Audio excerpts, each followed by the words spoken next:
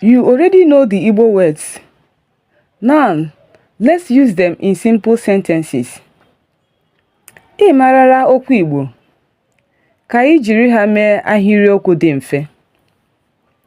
In this video, I am going to show you how to turn those simple Igbo words and opposites you already learned into sentences you can actually use when speaking with people. Let's begin. Ka anyị bido. Bịa ebe a. Come here. Gaa ahịa. Go to market. Bịa ebe a. Come here. Gaa ahịa. Go to market. Bịa means come. Gaa means go. Let's continue. Bata n'ụlọ. Enter the house. Pụọ n'ụlọ. Exit the house. Bata n'ụlọ. Enter the house.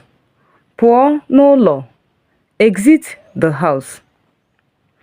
Bido ọrụ gị. Start your work.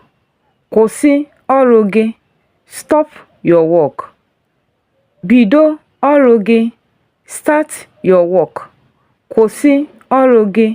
Stop your work. Cheta m. Remember me. Chefuo ya. Forget it. Cheta m. Remember me. Chefuo ya. Forget it. Kwuo eziokwu. Speak the truth. Asịla asị. Don't tell lies.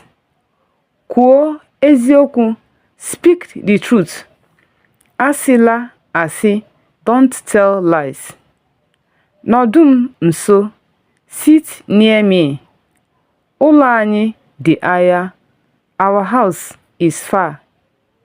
Nọdụ m nso. Sit near me. Ụlọ anyị dị anya. Our house is far. Let's repeat only the Igbo sentences. Bịa ebe a. Gaa ahịa. Bata n'ụlọ. Pụọ n'ụlọ. Bido ọrụ gị. Kwụsị ọrụ gị. Cheta m. Chefuo m. Kwuo eziokwu. Asịla asị. Kwuo eziokwu. Asịla asị. Nọdụ m nso. Ụlọ anyị dị anya. Let's say it again slowly.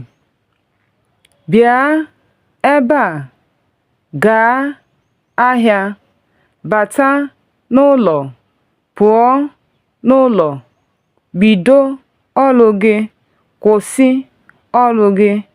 Cheta m. Chefuo m. Kwuo eziokwu. Asịla asị. Nọdụ m nso. Ụlọ anyị dị anya. Which sentence can you say without looking? Now, we are not just learning Igbo words. You are speaking simple Igbo sentences. Peer, subscribe. Follow for more simple Igbo lessons. Daalụ.